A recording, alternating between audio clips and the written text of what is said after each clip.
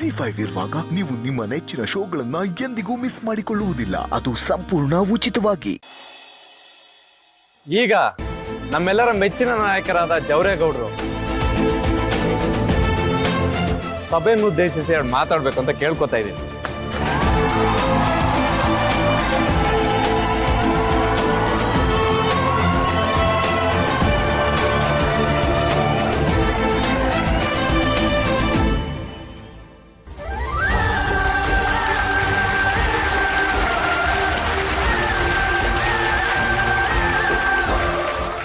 ಅಮ್ಮ, ಅಪ್ಪನ ತರ ನೋಡಕ್ಕೆ ಎಷ್ಟು ಖುಷಿ ಆಗತ್ತಲ್ವಾ?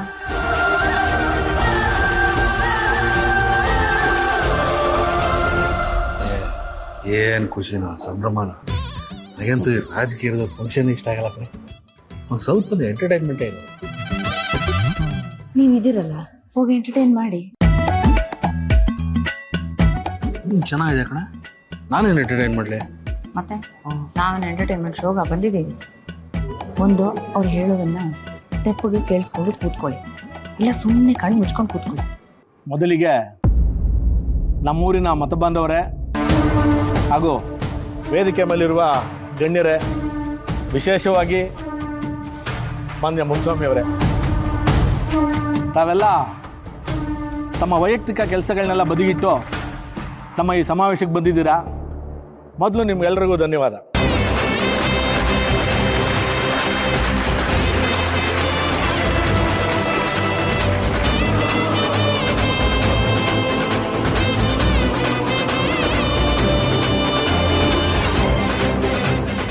ನಾನು ಮತ್ತೆ ಮುನ್ಸ್ವಾಮಿ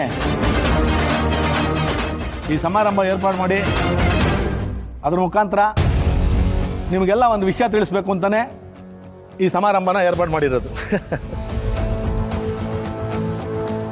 ನಿಮಗೆಲ್ಲ ಗೊತ್ತು, ನಾನು ಮುನ್ಸ್ವಾಮಿ ಒಳ್ಳೆ ಸ್ನೇಹಿತರು ಅಂತ. ಆದರೆ ಮಧ್ಯದಲ್ಲಿ ಏನೋ ಒಂದು ಸಣ್ಣ ಸಮಸ್ಯೆ ಬಂದು ಇಬ್ರು ದೂರ ದೂರ ಆಗಿದ್ವಿ. ಈಗ ಅದನ್ನೆಲ್ಲ ಮರೆತು ಒಂದಾಗಿದ್ದೀವಿ. ಒಳ್ಳೆ ಸ್ನೇಹಿತರಾಗಿದ್ದರೆ ಸಾಲದು ಅಂತ ಅಂದ್ಕೊಂಡು ಒಂದು ಹೆಜ್ಜೆ ಮುಂದೆ ಹೋಗಿ ನಾವಿಬ್ರು ಸಂಬಂಧಿಕರಾಗೋಣ ಅಂತ ತೀರ್ಮಾನ ಮಾಡಿದ್ವಿ.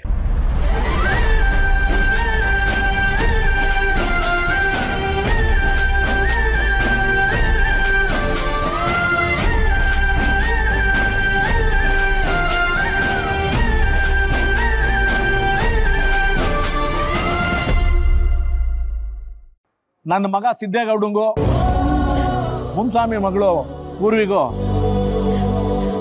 ಮದುವೆ ಮಾಡಬೇಕು ಅಂತ ತೀರ್ಮಾನ ಮಾಡಿದ್ದೀವಿ.